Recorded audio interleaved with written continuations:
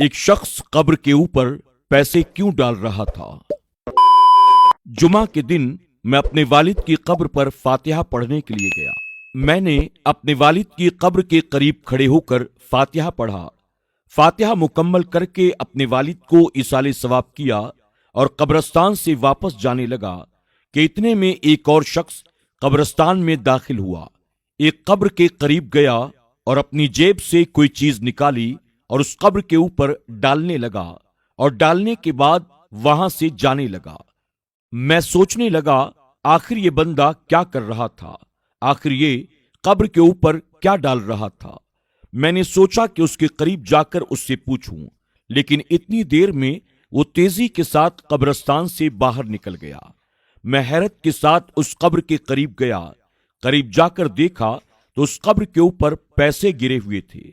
मैं हैरानगी के आलम में सोचने लगा आखिर उस शख्स ने इस कब्र के ऊपर पैसे क्यों डाले, लेकिन वो शख्स वहां से जा चुका था, इसलिए ये जान पाना मेरे लिए बहुत मुश्किल हो गया। दूसरे दिन फिर मैं कब्रस्तान गया ताकि अगर वो शख्स आए तो पता कर सकूं कि उसने उस कब्र के ऊपर पैसे क्यों डाले थे।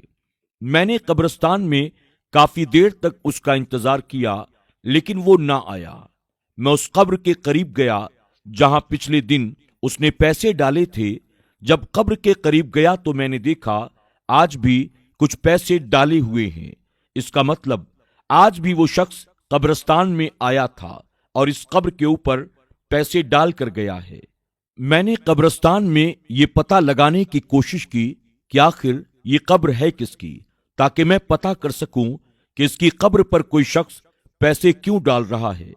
लेकिन कब्र बहुत ज्यादा पुरानी होने की वजह से किसी को इस बात का इल्म नहीं था।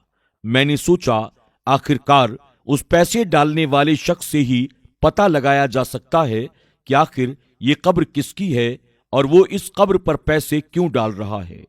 अगले रोज मैं फज्र ही से कब्रस्तान में आकर बैठ गया। अपने वालिद की कब्र पर फातिहा पढ़ा और फातिहा मुकम्मल करके उस शख्स का इंतजार करने लगा। काफी देर इंतजार करने के बाद आखिरकार वो शख्स आया। वो उस कब्र पर गया और कुछ इसाले सवाब करने के बाद उसने अपनी जेब से पैसे निकाले और कब्र पर डालने लगा और फिर वहां से पलटकर वो जाने लगा। जैसे ही वो कब्रस्तान से बाहर जाने लगा, मैं उसके करीब गया और उस शख्स को मैंने सलाम किया। उसने मेरे सलाम का जवाब दिया। मैंने पूछा कि वो कब्र किसकी है और आप उस कब्र पर रोजाना पैसे क्यों डालते हैं। उसने कहा कि वो कब्र मेरे मामू की है, जिसे मरे हुए तकरीबन 5 साल का अरसा बीत चुका है, जो इसी गांव में फला मकाम पर रहते थे। मैंने कहा ये तो ठीक है, लेकिन अब आप मुझे ये बताएं कि आप कब्र पर रोजाना पैसे क्यों डालते हैं। उसने कहा दरअसल मेरे मामू एक नमाजी इंसान थे। वो पंजगाना नमाज बजमात अदा करते थे, माह रमजान के रोजे रखते थे। पेशे से वो एक कारोबारी थे और अल्लाह ने उनको बहुत सारा माल अता किया था, लेकिन वो कभी भी अल्लाह की राह में माल खर्च नहीं करते थे और वो अपने माल से बड़ी मोहब्बत करते थे। जब ज़कात निकालने का वक्त आता तो वो ज़कात भी नहीं निकालते थे और अगर कोई साइल उनके दरवाजे पर आकर सवाल करता तो उसे भी कुछ नहीं देते थे और घर से भगा देते थे।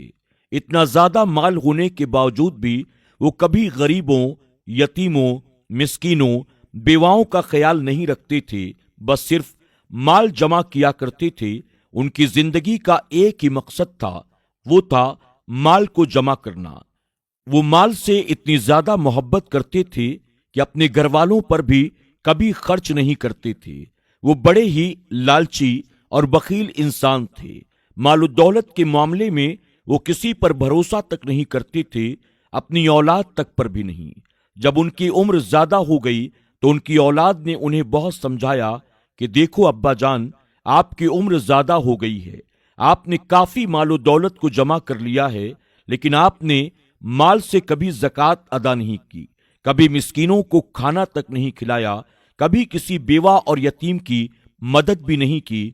लिहाजा अब आपकी उम्र एक मुद्दत तक पहुंच चुकी है। अब आपको चाहिए आप अपने माल को पाक करें, آپ کے مال میں سے جو بھی زکوٰۃ نکلتی ہے اسے ادا کریں، تاکہ آپ کا مال پاک و صاف ہو جائے اور اللہ تعالیٰ آپ کی عبادات کو قبول کر لے اور اس کا ثواب اللہ آپ کو آخرت میں عطا کرے۔ پھر وہ شخص کہنے لگا، اپنے بیٹوں کی بات سننے کے بعد ان کے والد یعنی اس قبر والے نے کہا، یہ مال میرا ہے، یہ میں نے اپنی محنت اور لگن سے جمع کیا ہے، اس میں میرا خون اور پسینہ شامل ہے، میرے اس مال میں کسی کو حصے دار نہیں بناؤں گا، اور ابھی میں ایک دم صحت مند ہوں، ابھی مجھے کچھ بھی نہیں ہوگا، جب موت کا وقت قریب آئے گا تب دیکھا جائے گا۔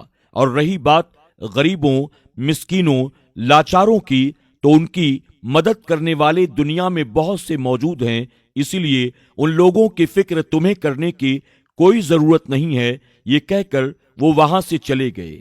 لیکن اللہ کا کرنا کچھ ایسا ہوا کہ اسی رات انہیں دل کا دورہ پڑا اور ان کی موت ہو گئی، اور انہیں کلمہ تک نصیب نہ ہوا۔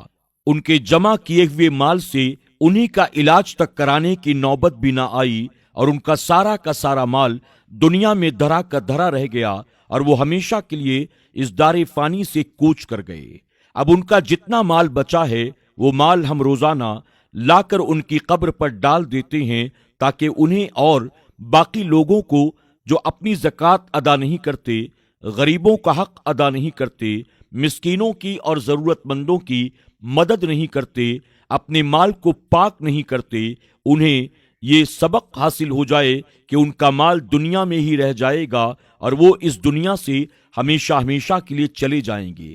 یہ پیسے روزانہ لا کر ہم ان کی قبر پر ڈال کر انہیں یہ بتانا چاہتے ہیں کہ لو اپنا مال لو، آپ خود اپنے پاس رکھو، ہمیں آپ کے مال کی کوئی ضرورت نہیں ہے، لیکن وہ اس مال سے اب فائدہ نہیں اٹھا سکتے۔ یہ کہہ کر وہ شخص وہاں سے چلا گیا، اور میں اس کی یہ تمام باتیں سن کر غور و فکر میں ڈوب گیا اور یہ سوچتا رہا کہ مال بھی بڑی عجیب چیز ہے، جس سے مرتے دم تک لوگ اس کی محبت میں قائل ہو جاتے ہیں، لیکن مال کو چھوڑنا نہیں چاہتے ہیں۔ اللہ تعالی ہم سب کو مال و دولت کی محبت سے اور اس فانی دنیا کی رنگینیوں سے بچائے۔ اللہ ہمیں اس دنیا میں رہتے ہوئے آخرت کی تیاریوں کی توفیق عطا کرے، آمین یا رب العالمین۔